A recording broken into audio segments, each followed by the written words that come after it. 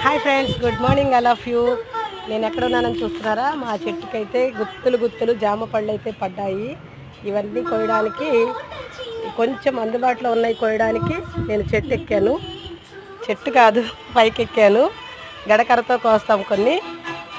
మనకి ఫ్రూట్స్ అన్నిటిల్లో కూడా number 1 fruit ఏదంటే జామపండు. ఎందుకంటే మనం చెట్టున పండితే మాత్రమే తినగలము జామకాయ.